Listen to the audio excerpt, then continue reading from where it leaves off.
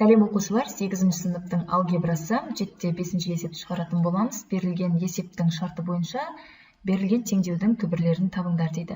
Берілген бізге квадрат теңдеудің түбірін табуда ең алдымен коэффициенттерін анықтап аламыз. X квадрат минус 14, X минус 32 түріндегі квадрат теңдеу берілген. Бұл жердегі коэффициенттер А1-ге тең, Б коэффициенті минус 14-ге тең, және С бос мүше бізде минус 32-ге тең. Дискриминант формуласын жазатын болсақ, B-ның квадраты минус 4AC формуласымен анықталады. Осы жерге қазір орнына қойып шығамыз. B минус 14-ге тең, яғни 14-тің квадраты, минус 14-тің квадраты, минус 4 көбейту 1, көбейту минус 32. Минус 14-тің квадраты 196-ға тең. Минус 4 пен минус 32-ні көбейтетін болсақ, плюс 128-ге тең болады. 196 мен 128-дің қосындысы 324-ге тең. 324 оң сан болғандықтан берілген квадрат теңдеудің екі түбірі болады, яғни x1, x2-ні анықтаймыз. x1-ді минус b минус түбір астында дискриминант бөлімінде 2a формуласымен анықтаймыз. Орнына қойып шығайық. Минус 14 минус дискриминант бізде түбір астында 324-ге тең. 2 көбейту a1-де тең. Есептейміз. 14 минус түбір асты 324-тен 18 шығады. Екі жерде бірім 2 болады. 14-тен 18-ді азайтамыз. Минус 4, 2-ге бөлетін болсақ, минус 2-ге тең. X екінші түбірі минус b плюс түбір астында дискриминант формуласы бөлімінде 2a. Орнына қойып шығамыз. Минус 14 плюс түбір астында 324 бөлімінде 2 көбейту 1.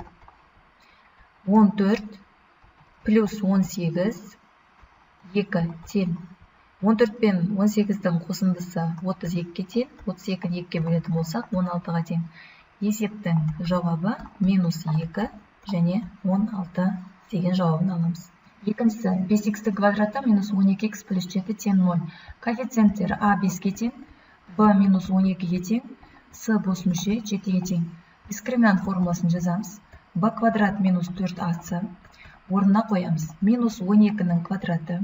Минус 4 көбейту 5 көбейтілген 7. Орнына қойып шықтым. Арғара есептейміз. Минус 12-ның квадраты 144-ге тең. Азайту 4, 5, 7-ның көбейтіндісі 140-ға тең. 144-тен 140-ты азайтатын болсақ 4-ге тең болады. 4 дегеніміз оң сан, сондықтан берілген квадрат теңдеудің екі түбірін табамыз. X бірінші түбірі минус b минус түбір астында дискриминант бөлімінде 2a. Орнына қоямыз. Минус 12 минус түбір астында 4.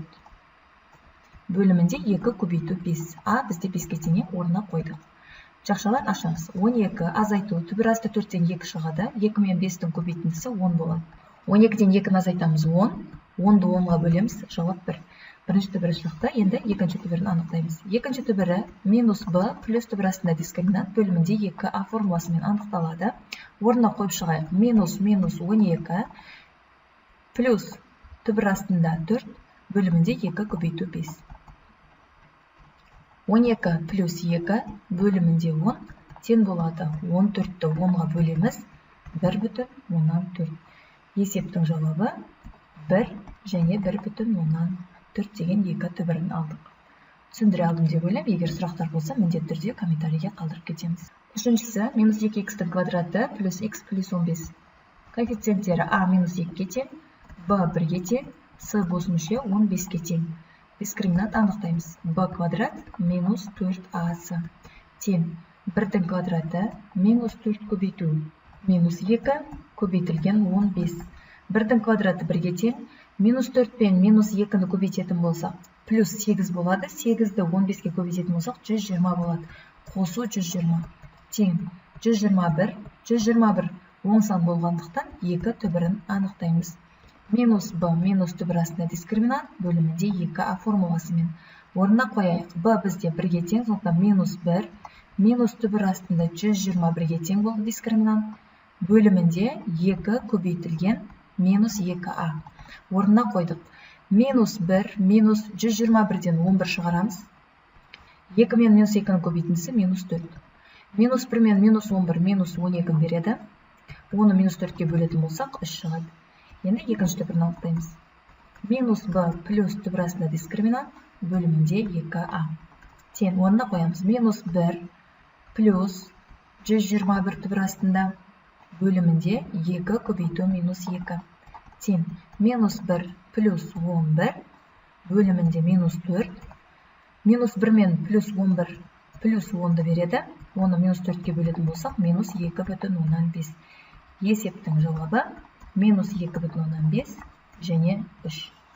Төртіншісі 4х-тің квадраты плюс х минус 33 түріндегі теңдеу берілген. Коэффициенттер а коэффициенті 4-ке тең, б коэффициенті 1-ге тең, с бос мүше минус 33-ке тең. Дискриминант анықтаймыз. б квадрат минус 4асы формуласына орнына қояйық. 1-дің квадраты минус 4 көбейту 4 көбейту минус 33.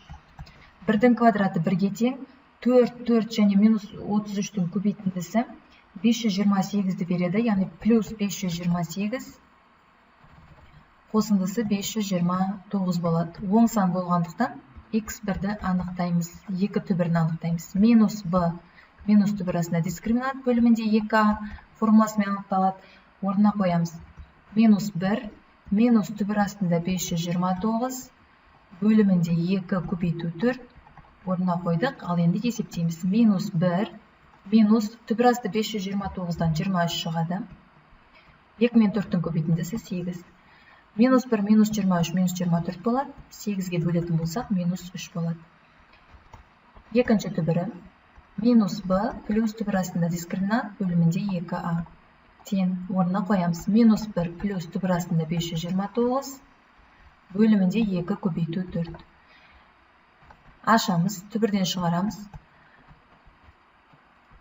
Минус 1 плюс 23 бөлу 8. Минус 1 мен 23 қосындысы екеуі 22 береді. Оны 8-ге бөлетін болсақ, 2,75-ке тең. Есептің жауабы минус 3 және 2,75. Міне. Бүгінгі видео сабақта көрсеткен 7-5 есептің барынша 4 есебін түсінікті әрі тиімді әдіспен шығару жолын көрсеттім. Егер түсінікті болса, видеоға лайк басып, комментарий қалдыруды ұмытпаңыздар. Және де достарыңызбен бөлісіп отырыңыздар.